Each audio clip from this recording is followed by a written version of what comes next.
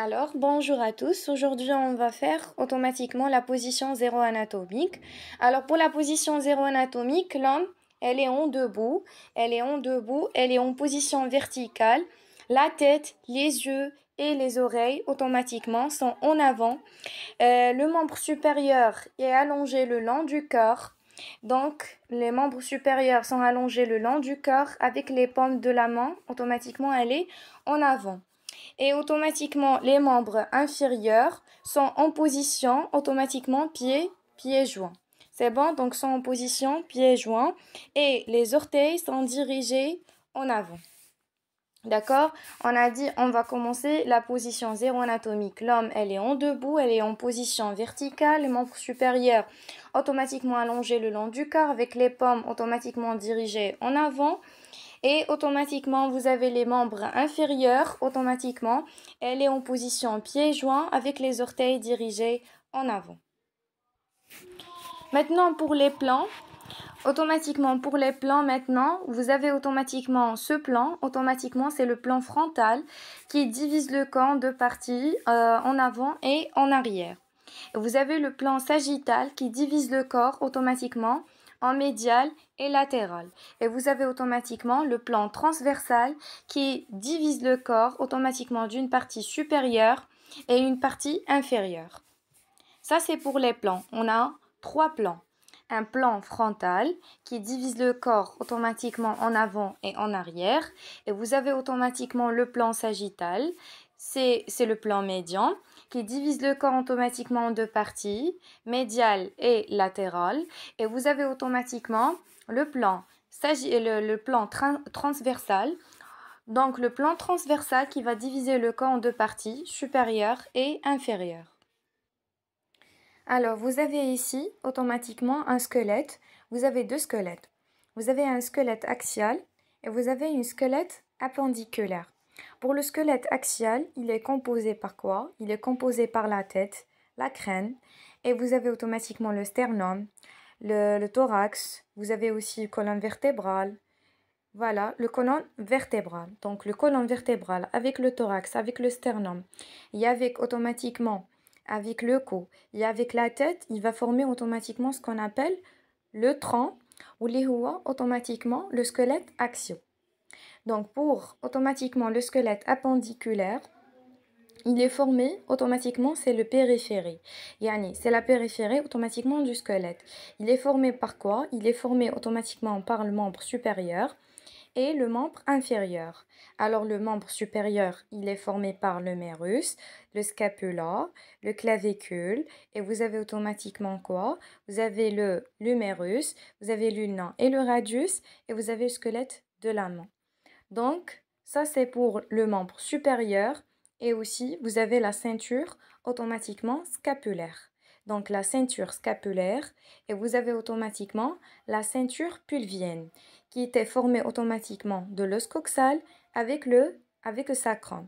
Donc ici la ceinture scapulaire il est formé par le clavicule et le scapula et automatiquement elle réunit le membre supérieur au tronc et vous avez automatiquement la ceinture pulvienne automatiquement qui réunit automatiquement le membre inférieur au tronc. C'est bon? Donc, c'est ça. Alors, la ceinture pulvienne, il est formé par l'os coxal et automatiquement sacrum et le coccyx. C'est bon? Donc, c'est ça. Ça, c'est pour le squelette axial et automatiquement le squelette appendiculaire qui est formé par le membre supérieur et le membre inférieur et les deux ceintures scapulaires et automatiquement pulviennes. Maintenant, on va voir les types d'os. Automatiquement, il y a trois types d'os dans notre squelette.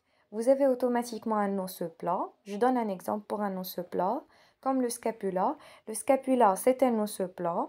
Et automatiquement, les os longs, c'est l'humérus. Alors, les os plats, on n'a pas encore terminé les os plats.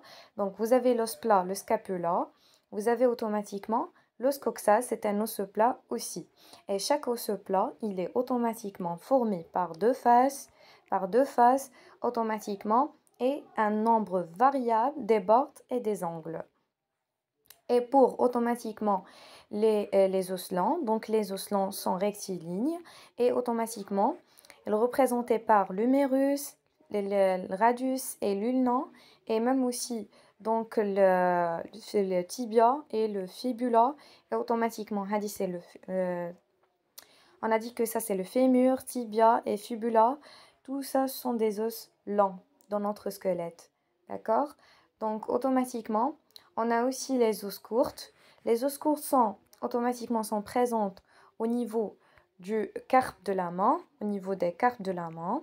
Alors donc les os du carpe, et ils sont présents aussi dans les tarses du pied. Donc dans les tarses du pied ici. D'accord? Donc les tarses du pied sont présentes au niveau du tarse des pieds et au niveau aussi des os automatiquement du carpe. D'accord? Donc ça c'est pour les os courtes et les os plats et les os longs. Donc maintenant on va commencer avec l'ostéologie automatiquement du membre supérieur. Le membre supérieur, automatiquement, il est composé par quoi? Par le clavicule en avant et par le scapula en arrière et par l'humérus. Et automatiquement, et médialement, vous avez l'ulna. Automatiquement, médialement, vous avez l'ulna et le radius latéralement et les os du la main, le squelette de la main. Donc, automatiquement, ça, c'est les membres supérieurs qu'on va étudier maintenant. C'est bon? On va débuter avec le clavicule. C'est bon? On va commencer. Ça, c'est automatiquement le clavicule. Donc, le clavicule, premièrement, qu'est-ce que j'ai vu? Automatiquement que le clavicule, c'est un os lent. Donc, c'est un os lent avec automatiquement un diaphyse et automatiquement un épiphyse proximal et distal. Un épiphyse, automatiquement, vous avez des épiphyses et vous avez un diaphyse. C'est bon? Donc ça, c'est les os lents. Tout un os lent, il est composé automatiquement d'un diaphyse et des épiphyses. C'est bon? Donc maintenant, automatiquement, on a dit que le clavicule, c'est un os lent. C'est un os lent, c'est un os lent et pair aussi, parce que عنده la symétrie maintenant.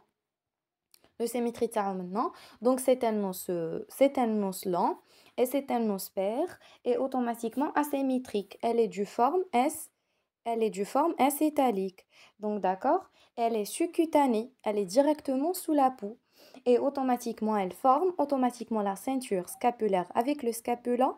Donc la ceinture scapulaire, il est formé par le scapula en arrière et par le clavicule en avant. D'accord? Donc c'est ça. J'ai dit qu'elle est située automatiquement d'une position automatiquement ventrale et automatiquement d'une position ventrale et crânienne du thorax. Donc, elle a d'une position ventrale et même aussi crânienne du thorax. C'est bon? Donc, ça directement de la première côte. Ça y est, la première côte costale. D'accord? Alors, pour le clavicule, automatiquement, il est formé automatiquement de deux bords. C'est bon, on a deux bords. Comme vous voyez, on a un bord antérieur et un bord postérieur ici.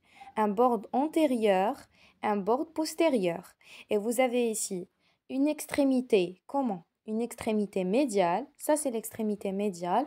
Et une extrémité latérale. D'accord?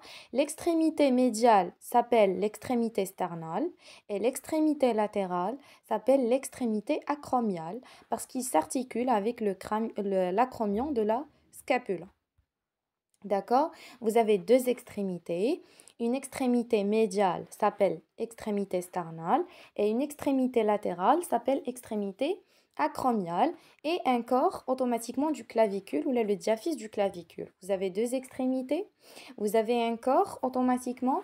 Alors donc on a dit que le clavicule c'est un os lent à deux bords, antérieur et postérieur et deux extrémités médiales et latérales et aussi à deux faces. Un face automatiquement inférieure et un face automatiquement supérieure ou une face automatiquement crâniale et une face caudale.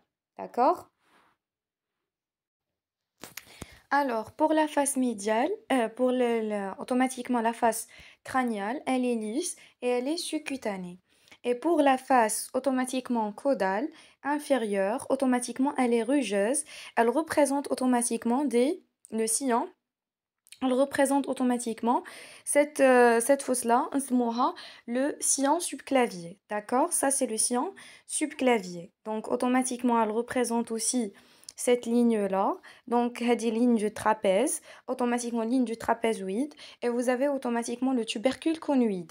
D'accord? Vous avez le tubercule conoïde et vous avez la ligne trapézoïde.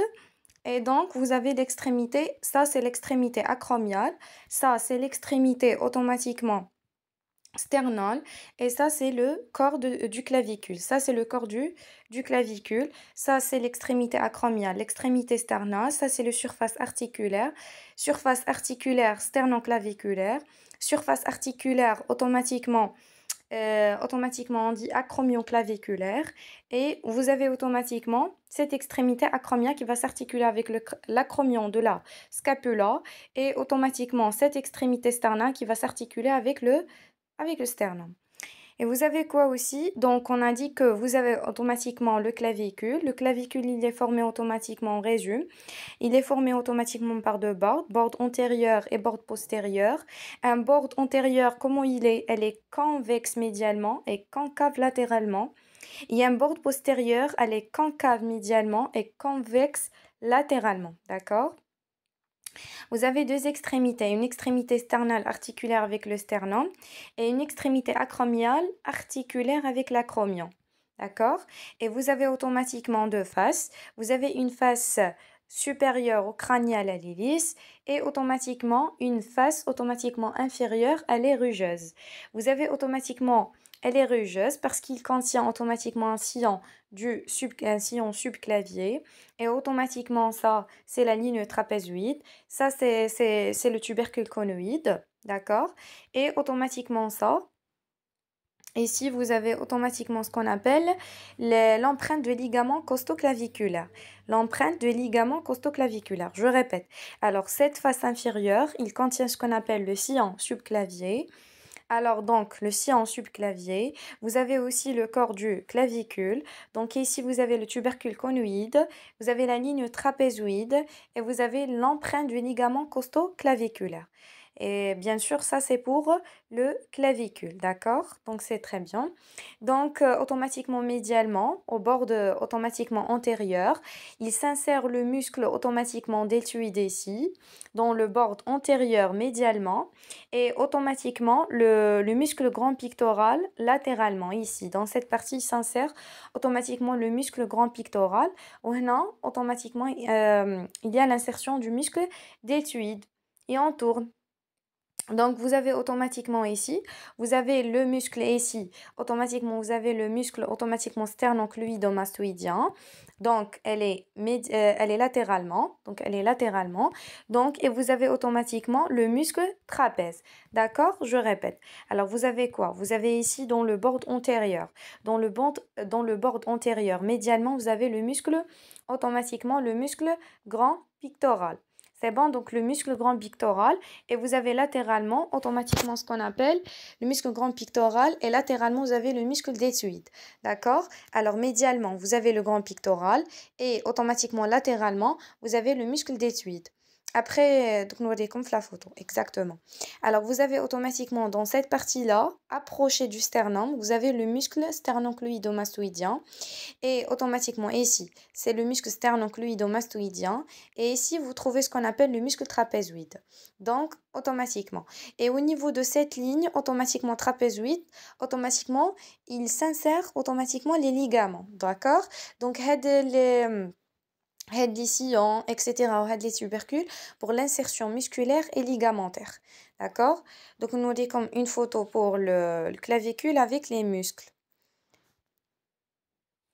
Alors, suivez-moi. Automatiquement, ça, c'est le clavicule. Ça, c'est le bord antérieur du clavicule. Alors, médialement, trouvez automatiquement le grand pectoral. Et au bord antérieur, médialement, vous trouvez ce qu'on appelle le grand pectoral. Et latéralement, au bord antérieur, vous trouvez le muscle deltoïde. Et on tourne automatiquement. Alors, donc, au niveau automatiquement de ce bord-là, il s'insère automatiquement ce qu'on appelle le muscle trapèze. D'accord? Le muscle trapèze latéralement.